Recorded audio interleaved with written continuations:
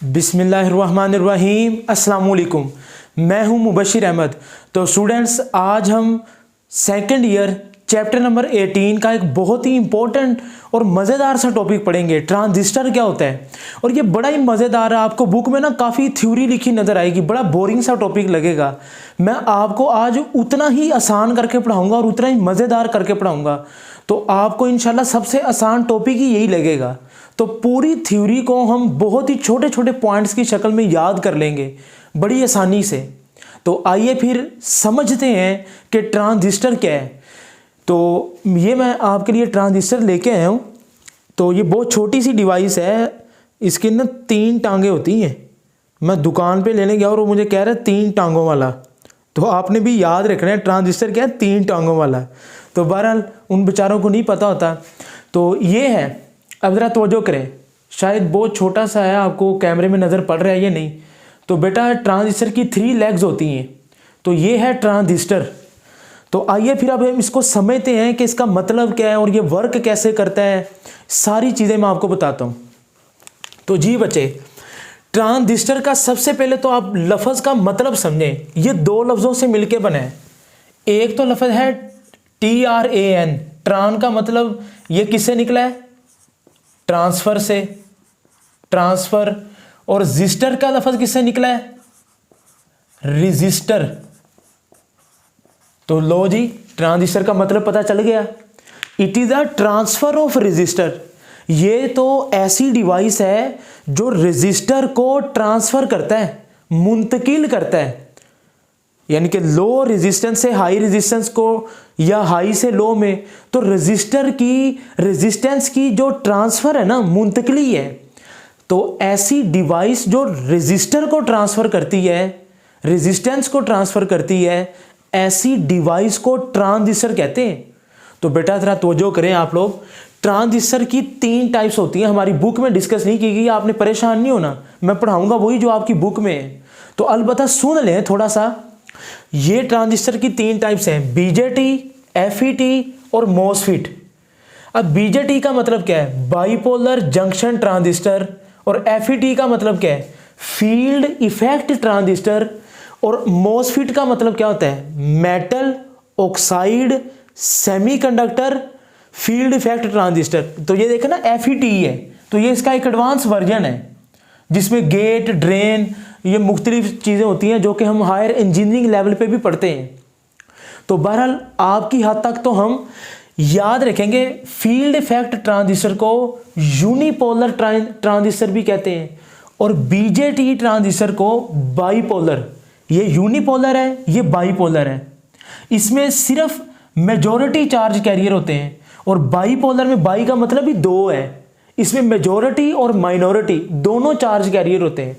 तो ये यूनिपोलर, ये बाइपोलर। इसमें मेजॉरिटी चार्ज कैरियर, इसमें मेजॉरिटी और माइनॉरिटी दोनों। तो असल में ट्रांजिस्टर की ये 3 टाइप्स हैं, ठीक है। फिर BJT ट्रांजिस्टर की 2 टाइप्स हैं, NPN और PNP, जो कि हमारी बुक में यही डिस्कस की गई हैं। हमारी बुक वाला यही कहता है कि ट्रांजिस्टर की 2 टाइप्स हैं, NPN और PNP। लेकिन असल हकीकत ये है कि वो BJT की है, 2 टाइप्स। तो बहरहाल मैंने आपको हकीकत बता दी है, आपने वही लिखना है जो आपकी बुक में है। तो मैं FET और इसके बारे में नहीं बताऊंगा क्योंकि ये हायर लेवल पे चला जाएगा। फिलहाल बच्चे ज़रा तवज्जो करें, इसकी डेफिनेशन भी आपको समझ आ जाएगी। ये है एक डायोड, ये इसकी P साइड है एरो वाली, और वर्टिकल लाइन किसको शो करती है, N साइड को। तो जो वर्टिकल लाइन वाली साइड पे है ना, उसको हम फ्रंट साइड कहते हैं, और P साइड को हम कहते हैं बैक साइड। तो ये आपने याद रखना है, ये डायोड की फ्रंट साइड है और ये डायोड की बैक साइड है। तो मैं बच्चों को बड़ी आसानी से समझाता हूँ। डायोड तो आपने पढ़ा है ना, जिसमें फॉरवर्ड बायस, रिवर्स बायस, हम सारी चीज़ें पीछे पढ़ के आए हैं। बच्चे बड़े ही सादा लफ्ज़ों में सुने, 2 डायोड को अगर हम मिला दें तो एक ट्रांजिस्टर बनता है। ट्रांजिस्टर कोई नई चीज़ नहीं है, बस 2 डायोड को मिक्स कर देना तो 2 डायोड को मिलाने से जो चीज़ बनती है वो ट्रांजिस्टर है, बस।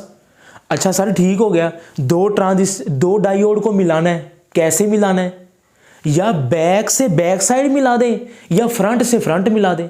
तो आइए ज़रा बैक से बैक मिलाते हैं, फिर फ्रंट से फ्रंट, तो देखते हैं इसकी दो टाइप्स बनेंगी। तो जी बच्चे, आप एक डायोड की बैक साइड को दूसरे डायोड की बैक साइड से मिला दें। तो ये देखें, मैं इधर एक डायोड बनाता हूँ आपके सामने, ठीक हो गया। देखें ये पी साइड है और ये एन, ये फ्रंट साइड है, ये बैक, बैक टू बैक। अब आपने दूसरे डायोड की बैक साइड, तो इसको उल्टा कर दें, यानी कि इसको इधर बना देना उल्टा करके। तो ये देखें, ये भी बैक साइड है, ये भी बैक साइड। तो अब दोनों को आपस में मिला दें, दो डायोड की बैक से बैक साइड को मिला दें। तो देखें, जब आप एक डायोड की बैक साइड को, ये बैक साइड है ना पी वाली, तो जब आप एक डायोड की बैक साइड को दूसरे डायोड की बैक साइड से मिलाएंगे ना, तो ये पी वाला तो कॉमन आ गया। तो फिर ये कौन सा ट्रांजिस्टर बनेगा? एन पी कॉमन आ गया, एन पी एन। तो बच्चे ये देख लें, एमसीक्यूज के तौर पर पूछा जा सकता है। जब आप दो डायोड की बैक से बैक साइड मिलाएंगे तो एन पी एन बनेगा। और इसका जो सिंबल है ना, जो पेपर में एमसीक्यूज के तौर पर आपने याद रखना है, इसके ना 3 रीजन्स होते हैं, मैं आपको बताता हूँ। बेस, एमीटर और कलेक्टर, याद रखिएगा। ई का मतलब क्या? एमीटर। सी का मतलब कलेक्टर। अब ये एन है ना, ये एन साइड है, N P N, N P N है ना बच्चे, याद रखिएगा। जो एनपीएन है ना, एनपीएन, करंट की डायरेक्शन हमेशा पॉजिटिव से नेगेटिव आनी है। अक्सर बच्चे ना रट्टा मार लेते हैं कि एन पॉजिटिव से नेगेटिव। तो ज़रा देखें, एनपीएन में, एनपीएन है ना, एक मिनट, एनपीएन, ये मैंने थोड़ा सा गलत बना दिया है, ठीक है। ये नहीं कि देखें, ये आपकी एन साइड है, ये पी और ये एन, ये देखें अब एन पी एन, अब सही है। यानी कि जो साइडों वाली दोनों साइड है वो एन रीजन है और जो सेंट्रल रीजन है ना वो पी है। करंट की डायरेक्शन हमेशा पॉजिटिव से नेगेटिव साइड पे होगी। ये देखें, positive to negative, positive to negative. Emitter से करंट निकलेगा ना, एमीटर निकलना, तो अगर एमीटर का एरो आउटवर्ड है तो ये एनपीएन ट्रांजिस्टर है, ठीक है। अच्छा, अब फ्रंट से फ्रंट साइड मिलाते हैं, तो देखते हैं ज़रा। एक डायोड की फ्रंट साइड को, ये देखें, ये एक डायोड बन गया, पी साइड, एन साइड, ये फ्रंट है ना, तो दूसरे की भी फ्रंट ही लेनी है आपने। इसको इधर उल्टा कर दें, ठीक हो गया। तो अब ये फ्रंट से फ्रंट मिला दें, तो ये मिल गई इस पॉइंट पे। तो ये एन है और ये पी है। तो देखें ज़रा, जब हमने एक डायोड की फ्रंट साइड को दूसरे डायोड की फ्रंट साइड से मिलाया तो क्या बन गया? पी, ये पी है, एन कॉमन आ गया और ये फिर पी। तो आपने देखा कि हमने आसानी के साथ समझ लिया, अगर फ्रंट से फ्रंट साइड मिलाएं तो पी एन पी, अगर बैक से बैक मिलाएं तो एन पी एन। अगर एमीटर का एरो आउटवर्ड है तो वो एनपीएन को शो करेगा, ठीक है। और हमारी बुक में ज़्यादा यही ट्रांजिस्टर यूज होगा। याद कैसे करना है? ये एरो करंट की डायरेक्शन को शो कर रहा है और हमारी बुक में कन्वेंशनल करंट है, और conventional current from positive to negative ही फ्लो करता है, पॉजिटिव टू नेगेटिव, एनपीएन। अच्छा जी, इसका कैसे बनाएंगे सिंबल, ज़रा देख लें आप लोग। उसी तरह 3 रीजन है इसके, बेस, एमीटर, कलेक्टर। तो ये एमीटर है और ये कलेक्टर है। ये पी एन पी है ना, तो साइडों वाली दोनों पी है, जिस तरह मैंने थोड़ी सी इधर गलती कर दी थी। साइडों वाली दोनों एन है और सेंटर वाला पी है। बिल्कुल इसी तरह साइडों वाले दोनों पी है, ये भी पी है और ये भी पी, ये सेंटर वाला एन है, तो पी एन पी। अब करंट की डायरेक्शन कैसे? From positive to negative. तो अब देखें, पॉजिटिव टू नेगेटिव डाउनवर्ड आएगा, तो इधर देखें जरा, एरो डाउनवर्ड है, तो ये देखें positive to negative, positive to negative, positive to negative. अगर एमीटर का एरो बाहर को है तो ये एनपीएन है, अगर एमीटर का एरो इनवर्ड है तो ये PNP है। तो ये MCQs आते हैं पेपर में। तो ठीक है बच्चे, मैंने आपको ये सारी बातें बता दी। ये आपकी बुक में ना जिक्र करता है it is a sandwich. Sandwich आपने खाया हुआ है ना, बताना जरूर है आपने कमेंट सेक्शन में। सैंडविच खाते हैं ना आप, क्या करते हैं, 2 स्लाइस लेते हैं और सेंटर में क्या भर देते हैं, कीमा। तो बुक वाला कहता है transistor is like a sandwich. कैसे, ये देखें, ये जो 2 N है ना, ये स्लाइसिस हैं और ये जो P साइड है ये कीमा है। तो ट्रांजिस्टर बिल्कुल उसी तरह ही है जिस तरह एक सैंडविच होता है। तो यही इसकी डेफिनेशन है। ठीक है, तो जनाब अब आती है जी रीजन की बारी। कितने रीजन होते हैं, देयर आर 3 रीजन्स। रीजन कह लें या पार्ट्स कह लें ना। तो ये बेसिकली ट्रांजिस्टर आपको कुछ ऐसा दिखाई देता है। इसकी 3 टांगे होती हैं, 3 टर्मिनल होते हैं। ठीक है, कौन कौन से जी, ABC आपने याद की हुई ना, ABCDEF। तो ABC नहीं याद करना आपने, EBC याद कर लेना है। तो EBC, अब E stands for emitter, emit निकलना। B stands for base and C stands for collector. तो बच्चे ट्रांजिस्टर के 3 रीजन होते हैं। ये मैंने शक्ल बनाई है प्रैक्टिकल शेप, जो मैंने आपको दिखाई भी है। तो ट्रांजिस्टर के 3 रीजन्स होते हैं, ABC नहीं, EBC, emitter, base, collector. Emit निकलना, कोलेक्ट इकट्ठे होना।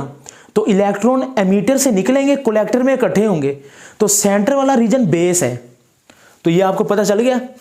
अच्छा जी, अब आ गई इंप्योरिटी या डोपिंग। सबसे ज्यादा इंप्योरिटी किसके अंदर होगी। अब ये आपकी बुक के अंदर लिखी है थ्योरी। मैंने उस थ्योरी को पढ़ाना है आपको आसान तरीके से। देखना, चीज़ों को आसान करेंगे फिर ही फायदा है ना पढ़ने का। अगर मैं आपको मुश्किल करके पढ़ाऊंगा फिर फायदा ही नहीं है। तो मैं आसान करना चाह रहा हूं आपके लिए। तो बच्चे आपने सिर्फ इतना याद कर लेना है, ये देखें, E is greater than C is greater than B। लो जी, थ्योरी कवर होगी। कैसा, कहा था ना आसान कर दूंगा, ये दे हो गए। हाँ, अगर पेपर में एज ए लॉन्ग आ जाए ना, तो आपने इसको थ्योरी की शक्ल में लिख देना है। 3 लाइनें बन जाएंगी। मतलब क्या, सबसे हैवी डोप कौन होगा, एमीटर। यानी कि एमीटर के अंदर इंप्योरिटी कंसंट्रेशन सबसे ज्यादा होगी, बेस के अंदर सबसे कम। बात समझ आई। और कोलेक्टर के अंदर उसके दरमियान होगी, बेस से ज्यादा एमीटर से कम। तो ये ऑर्डर आपने याद कर लेना है, पेपर में आ जाएगा। 3 लाइनें बन जाएंगी, मैं बना देता हूं। The impurity concentration in emitter is greater than collector and base. The impurity concentration in collector is less than emitter but greater than base. The impurity concentration in base is less than emitter and collector. तो ये देखा, आपकी theory की 3 लाइनें बन गई हैं। परेशान नहीं होना, खुद लाइनें बनानी सीखे ना। टेंसेस आते हैं, लाइन बना दे। बस तरतीब आपने ये याद रखनी है। MCQs भी कवर हो गया, थ्योरी भी कवर होगी, आसान हो गया सारा कुछ। साइज ऑर्डर, साइज सबसे बड़ा साइज किसका है जी, कोलेक्टर का। बस आपने इसको इधर ले आना है, इसको इधर ले जाना है। Collector is greater than emitter is greater than base. यानी कि बेस का साइज भी सबसे कम है और बेस की डोपिंग भी सबसे कम है। बस इनकी तरतीब चेंज हो जानी, बेस इधर ही रहेगा एंड पे। तो इसकी भी 3 लाइनें बना ले। The size of collector is greater than emitter and base. The size of emitter is less than collector and greater than base. And the size of base is less than collector and emitter. तो 3 और 3 6 लाइनें बन गई। लेकिन मैंने आपको आसान तरीके से पढ़ाया। सबसे बड़ा साइज कोलेक्टर का होगा, उससे छोटा साइज एमीटर का, सबसे छोटा साइज बेस का। बेस का साइज सबसे छोटा होगा, कितना होगा, 1 माइक्रोमीटर। पेपर में MCQ आता है। और 1 माइक्रोमीटर आपको पता ना कितना होता है, 10⁻⁻6 मीटर, जिसको आप 1 माइक्रोमीटर भी कहते हैं। तो क्या कहते हैं जी, बेस का साइज सबसे कम वो छोटा साइज होता है 10⁻⁻6 मीटर। ये आपकी एक्सरसाइज का शॉर्ट क्वेश्चन भी है कि बेस करंट सबसे कम क्यों होता है, उसकी वजह यही है। एक तो बेस का साइज बहुत छोटा है और दूसरी वजह यह कि इसके अंदर इम्प्योरिटी कंसंट्रेशन भी सबसे कम है। तो दोनों चीज़ें ही कम है, तो that is why the base current is very small. तो ये देखें, आपको थ्योरी कवर कर रहे हैं ना आप सारी। उसके बाद जी याद रखेंगे बच्चे, इलेक्ट्रॉन जो हरकत करते हैं ना, electron mobility is greater than 2 to 3 times the mobility of hole. Mobility कहते हैं मोशन, मोबिलिटी ऑफ होल्स। तो ये बेटा बात आप लोगों ने याद रखनी है कि इलेक्ट्रॉन की जो मोशन है वो होल्स के मुकाबले में 2 से 3 गुना ज़्यादा होती है। यानी कि इलेक्ट्रॉन की जो मोशन है ना वो होल्स के। और याद रखें, अगर आपने मेरे सारे लेक्चर पीछे से सुने, आपकी बेस बनी होगी, मैंने आपको कहा था कि मूव इलेक्ट्रॉन करते हैं, होल मूव नहीं करते। बस लगता ऐसा है, जिसमें मैंने आपको चेयर वाली एग्जांपल दी थी। ठीक है, तो बच्चे इलेक्ट्रॉन की मोशन होल्स के मुकाबले में 2 से 3 गुना ज्यादा है। तो that is why we prefer the NPN transistor. तो हमारी बुक में एनपीएन, नेगेटिव किसे कहते हैं, इलेक्ट्रॉन को। तो हमारी बुक में ज्यादा जो ट्रांजिस्टर यूज होगा वो एनपीएन यूज होगा। तो इसीलिए हम तरजीह देते हैं एनपीएन को। ठीक है, तो ज्यादातर मार्केट में जो ट्रांजिस्टर चलते हैं ना वो एनपीएन नहीं होते हैं। तो मैं भी आपको एनपीएन पे ही फोकस करवाऊंगा, आप पीएनपी को रहने दें। हमारी बुक में यूज ही एनपीएन हुआ है, बस पीएनपी को उसने शुरू में डिस्कस किया, बाद में नहीं किया। तो आप सिर्फ एनपीएन पे फोकस करें। उसके बाद जी वर्किंग ऑफ ट्रांजिस्टर। ट्रांजिस्टर की वर्किंग के लिए 3 शर्तें होनी चाहिए। अगर आप चाहते हैं कि आपका ट्रांजिस्टर सही ऑपरेट करे, वर्क करे, तो 3 शर्तों पे पूरा उतरना जरूरी है। पहली condition, EB emitter base junction forward bias होना चाहिए जी। एफ बी का मतलब फॉरवर्ड बाइस। अब इसके 2 जंक्शन होते हैं बच्चे, याद रखिएगा ट्रांजिस्टर के। कौन कौन से? ईबी और सीबी। मैं अक्सर कहा करता हूं ये बेस रेलू कटा है, यानी कि जो दोनों तरफ है, एमीटर बेस और कलेक्टर बेस। तो there are 2 junction in transistor. तो emitter base junction should be forward bias, collector base junction should be reverse bias, और जो आउटपुट पे बैटरी लगी हो कलेक्टर वाली VCC should be greater than VBB। लो जी, ये थ्योरी है आपकी बुक की। एक्सरसाइज का शॉर्ट क्वेश्चन भी है। फॉर नॉर्मल ऑपरेशन कितनी कंडीशन होनी चाहिए? 3 condition. Emitter base junction forward bias होना चाहिए, collector base junction reverse bias होना चाहिए, और कलेक्टर वाली बैटरी बेस से बड़ी होनी चाहिए। तो अगर ये 3 कंडीशंस पूरी होती हैं तो हम कहेंगे कि हमारा ट्रांजिस्टर सही तरह वर्क कर सकते हैं। तो आइए फिर इसको प्रैक्टिकल अप्लाई करके देखते हैं। ये देखें, मैं आपके सामने डायग्राम बनाता हूं। ट्रांजिस्टर के 3 रीजन हैं, बेस। अब ये सीख लें आपकी बुक में डायग्राम कैसे बनी हुई है। बेस, एमीटर और कलेक्टर, ऐसी है। तो ये एमीटर का एरो है बाहर को, यानी कि ये कौन सा भी ट्रांजिस्टर है, एनपीएन। एन इधर मैं लिख देता हूं, NPN। पॉजिटिव से नेगेटिव करंट है। तो अगर एरो बाहर को हो तो ये कौन सा ट्रांजिस्टर, NPN। ये हमने पढ़ा हुआ है। चलें जी, यही 3 कंडीशनें अप्लाई करें। तो अगला लॉन्ग क्वेश्चन भी इसी बेस पे है, जरा तवज्जो से समझ लीजिएगा आप। एक आपने रजिस्टर लगा देनी है इनपुट पे, इधर लग जाएगी बेस रजिस्टर। एक आपने रेजिस्टेंस लगा देनी है आउटपुट पे, ये कंट्रोल रेजिस्टेंस होती हैं, RC कलेक्टर रजिस्टर और RB बेस रजिस्टर। जी बच्चे, पहली कंडीशन अप्लाई करें। ये देखें, एमीटर बेस जंक्शन क्या होना चाहिए, फॉरवर्ड बाइस। इधर फोकस करें जरा, EB फॉरवर्ड बाइस। फॉरवर्ड कैसे बनेगा, नेगेटिव के साथ नेगेटिव, पॉजिटिव के साथ पॉजिटिव, लो जी, पहली कंडीशन पूरी होगी ना। वी का मतलब है पोटेंशियल, बी का मतलब बेस, और दूसरे बी का मतलब होता है बाइसिंग। ये डबल डिजिट हम इसलिए यूज करते हैं। तो बहरहाल जी, एमीटर बेस जंक्शन हमारा फॉरवर्ड बाइस बन चुका है। पहली कंडीशन हमने पूरी कर दी है। फॉरवर्ड बाइस आप समझते हैं ना, पॉजिटिव के साथ पॉजिटिव, नेगेटिव के साथ नेगेटिव। पहली कंडीशन पूरी होगी। दूसरी कंडीशन पूरी करें। कलेक्टर बेस कैसा होना चाहिए? Reverse bias.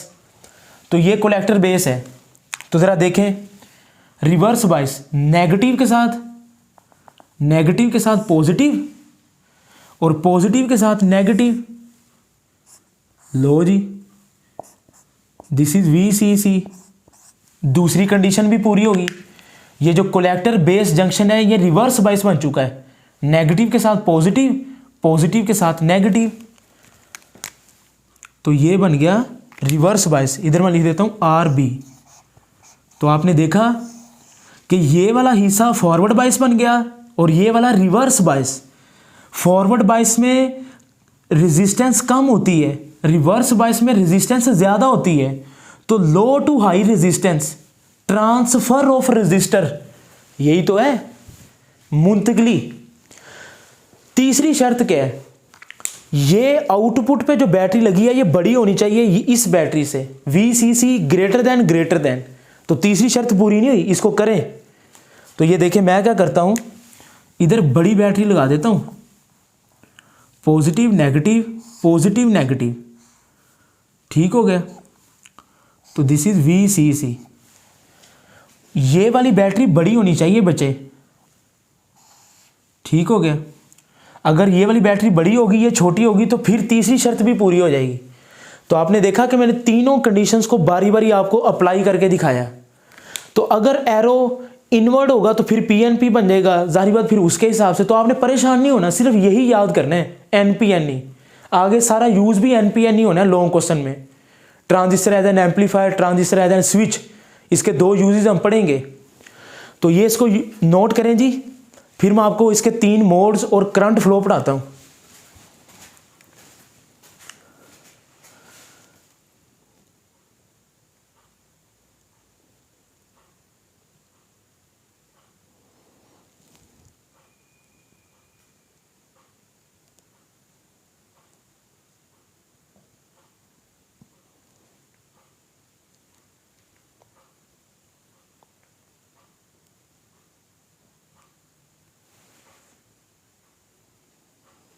तो जी बेटा, अब हम पढ़ेंगे ट्रांजिस्टर के 3 मोड्स होते हैं।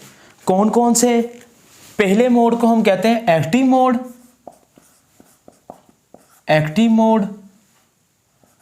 ठीक हो गया। दूसरा कौन सा मोड है जी? सैचुरेशन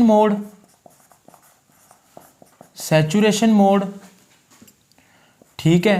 तीसरा मोड होता है बच्चे कट ऑफ मोड। अब आप कहेंगे सर ये कहाँ यूज होने हैं, बताता हूं। ये जो मैंने अगला लॉन्ग क्वेश्चन पढ़ाना है ना, इसे ट्रांजिस्टर एज एन एम्पलीफायर, उसमें एक्टिव मोड यूज होगा, ठीक है। इकट्ठा एक ही जैसा लिख देते हैं, ठीक हो गया जी। तो बच्चे जरा तवज्जो करें, आगे 2 लॉन्ग क्वेश्चन आ रहे हैं। ट्रांजिस्टर एज एन एम्पलीफायर के अंदर एक्टिव मोड यूज होगा। ट्रांजिस्टर एज अ स्विच के अंदर सैचुरेशन मोड और कट ऑफ मोड यूज होगा। जब स्विच ऑन होगा तो सैचुरेशन मोड होगा, जब स्विच ऑफ होगा तो कट ऑफ मोड। अलबत्ता जब लॉन्ग पढ़ाऊंगा तब बता दूंगा, फिलहाल आपको बेसिक चीजें कवर होनी चाहिए। अब आपके ज़हन में आ रहा होगा सर हमें कैसे पता चलेगा कि ये एक्टिव मोड क्या होता है? मैं बताता हूं ना आपको। What is active mode? Active mode क्या है? अगर ammeter base junction forward bias हो और collector base junction reverse bias हो, यानी कि एक जंक्शन फॉरवर्ड बाइस हो और एक जंक्शन रिवर्स बाइस हो, तो फिर हम कहेंगे कि ट्रांजिस्टर एक्टिव मोड में है, ठीक हो गया। अच्छा जी, अगर दोनों ही फॉरवर्ड बाइस हो, एमीटर बेस जंक्शन भी, देखें जरा, EB का मतलब एमीटर बेस जंक्शन भी फॉरवर्ड बाइस हो, कलेक्टर बेस जंक्शन बी फॉरवर्ड बाइस हो तो हम कहेंगे ये सैचुरेशन मोड है। और अगर एमीटर बेस जंक्शन ये भी रिवर्स बाइस हो और कलेक्टर बेस जंक्शन भी रिवर्स बाइस हो तो हम कहेंगे ये कट ऑफ मोड है। तो बड़ा आसान है इसको याद करना, यानी कि अगर ट्रांजिस्टर के दोनों मोड ईबी और सीबी अगर दोनों मोड फॉरवर्ड बाइस हैं तो ये सैचुरेशन मोड है। अगर दोनों मोड रिवर्स बाइस हैं तो ये कट ऑफ मोड है। अगर एक फॉरवर्ड बाइस है एक रिवर्स है तो ये एक्टिव मोड है। ये यूज कहां पे होने हैं? ये वाला यूज होगा ट्रांजिस्टर एज एन एम्पलीफायर, इससे अगले लॉन्ग क्वेश्चन में। ये वाले दोनों यूज होंगे ट्रांजिस्टर एज अ स्विच के अंदर। ओके, ये स्विच ऑन है, ये स्विच ऑफ है। आगे चलते हैं जी। Apply KCL, Kirchhoff current law apply करते हैं जी। Input current is equal to output current, यानी कि जो इन गोइंग करंट है is equal to out going current. KCL और केवीएल आपने पढ़ा होगा चैप्टर 13 में, नहीं पढ़ा तो लेक्चर जाके सुन लें, ठीक है। प्ले लिस्ट में आप जाएंगे तो वहां पे पढ़े हुए हैं सारे लेक्चर, 12 से लेकर 17 तक सारे चैप्टर पढ़े हुए हैं। तो आए जी, केसीएल लगाएं जी। ये जो एमीटर से करंट निकल रहा है ये इनपुट है, तो मैं क्या कहूंगा I E is equal to input current is equal to, अब वो इनपुट करंट कहाँ जा रहे हैं? बेस में और फिर कुछ कलेक्टर में। तो ये बेस और कलेक्टर ये आउटपुट है, तो I E is equal to I B plus I C. बच्चे इक्वेशन को नोट कर लें जी। This is the fundamental equation which is applied all type of transistor. ये बेसिक इक्वेशन है जो हर किस्म के ट्रांजिस्टर पर अप्लाई हो जाएगी। Emitter current is equal to base current plus collector current. Okay, ये इनपुट करंट है, ये आउटपुट है, ये इन गोइंग है, ये आउट गोइंग है। उसके बाद आ गया जी करंट गेन। कितना ट्रांजिस्टर करंट को गेन करता है? बच्चे इसके दो फैक्टर होते हैं, अल्फा फैक्टर, बीटा फैक्टर। अब इसको याद करने का तरीका भी मैं आपको बताता हूं कि अल्फा फैक्टर क्या है और बीटा फैक्टर क्या है। जरा आप लोग तवज्जो करें। अल्फा फैक्टर को जाहिर बात है अल्फा से जाहिर करेंगे, ऐसी है, और बीटा फैक्टर को बीटा से जाहिर करेंगे। सिंपल, हाईलाइट कर देता हूं, अल्फा फैक्टर और बीटा फैक्टर। अब इसको याद करने का तरीका सुने। इस तरह मैं लिख देता हूं अल्फा स्टैटिक, कि जब आपका करंट रुका हुआ है, यानी कि करंट से मेरा चार्जेस रुके हुए हैं, क्योंकि करंट तो लगातार चेंज भी करता है ना। तो बीटा स्टैटिक, तो देखिए स्टैटिक का मतलब होता है रेस्ट। तो करंट गेन के कितने फैक्टर हैं? दो, अल्फा फैक्टर और बीटा फैक्टर। सर ये क्या होता है? सब्र करें बताता हूं। पहले आपने लिख देना कलेक्टर करंट आईसी और इधर भी आईसी, यानी कि दोनों के केस में ऊपर कलेक्टर करंट ही आना है। अब बीटा ना, बीटा बी से शुरू हो रहा है, इसको याद करने का तरीका बता रहा हूं। तो आपने इसके नीचे लिख देना बी, आई बी, यानी कि आई सी ओवर आई बी। तो ये बीटा फैक्टर है। डेफिनेशन आप खुद लिख लेंगे ना, क्या बोला? The ratio of collector current to the base current is called beta factor.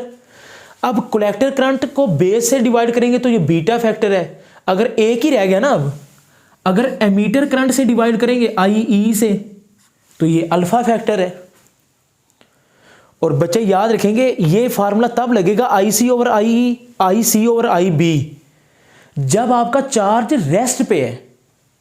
Charge rest पे है, अगर चार्ज तो मोशन में होगा, करंट तो फ्लो करेगा, तो फिर क्या लिखेंगे?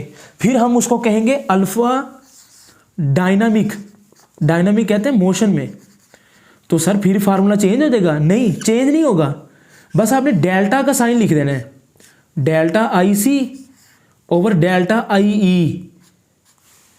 इधर भी बीटा डायनामिक, डायनामिक का मतलब जब चार्ज मोशन में हो, तो फिर बीटा फैक्टर क्या होगा? Delta I C over delta I B. यानी कि जब डायनामिक सिचुएशन होगी ना, चार्जेस मोशन में होंगे, तो फिर आपने करंट ही है ना, चेंज इन करंट लेना है। डेल्टा का मतलब है change in collector current, the ratio of change in collector current to the change in emitter current. बात समझ आई। और बच्चे याद रखेंगे, बेशक अल्फा फैक्टर है, बेशक बीटा फैक्टर है, it has no unit, gain का यूनिट नहीं होता। तो मैं इधर टॉप पे लिख देता हूं current gain, it has no unit because it is the ratio of two similar quantities. ऊपर भी करंट है, नीचे भी करंट है, एम्पेयर से एम्पेयर कैंसिल हो गया। अच्छा जी, याद रखेंगे अल्फा 1 से कम होगा, alpha is less then 1, beta is greater then 1। Alpha 1 से छोटा होगा, बीटा 1 से बड़ा होगा। अब अल्फा 1 से छोटा होगा मतलब, अच्छा कुछ किताबों में लिखा है कि अल्फा 1 से छोटा होगा, लेकिन कुछ में लिखा है कि अल्फा 1 से छोटे से मुराद है अप्रोक्सीमेटली इक्वल टू 1 होगा। 1 से छोटा या 1 के अप्रोच करेगा बराबर बराबर। यानी कि हम न्यूमेरिकल में आपको करवाऊंगा ना जब 18वें के, तो पहले न्यूमेरिकल में उसमें जब हम अल्फा फैक्टर निकालेंगे तो आप देखेंगे कि उसका आंसर आता है 0.99। तो कहने का मकसद यह है कि अल्फा 1 नहीं है, अप्रोक्सीमेटली इक्वल टू 1 है या 1 से कम है, 0.99 है। और बीटा 1 से बड़ा है, इसकी रेंज क्या होगी 30 से 500 तक। कुछ किताबों में लिखा 50 से 500 तक, तो ये 30 से लेके 500 तक इसकी रेंज होगी।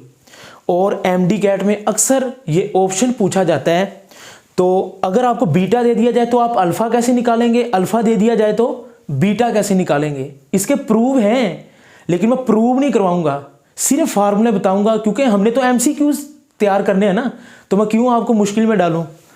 तो बच्चे आपने अल्फा का फार्मूला ये याद रखना है, alpha is equal to beta over 1 plus beta, beta over 1 plus beta, और beta is equal to alpha over 1 minus alpha.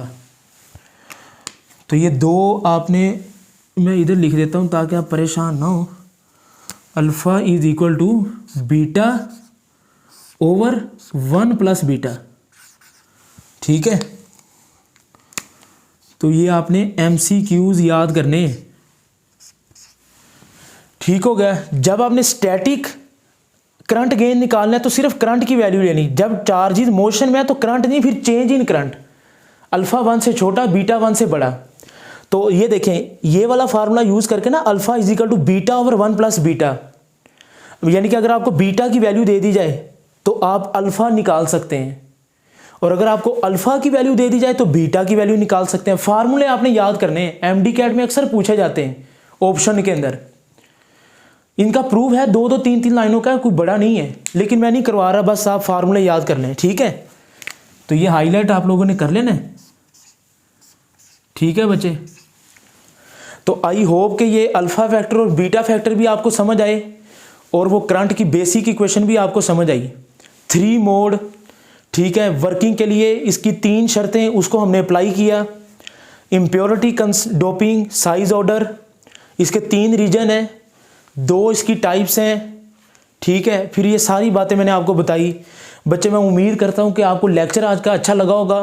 Comment section में फीडबैक दें, वीडियो को लाइक करें, कमेंट करें, और चैनल को सब्सक्राइब करके आगे भी शेयर करें। हक तो यही बनता है ना।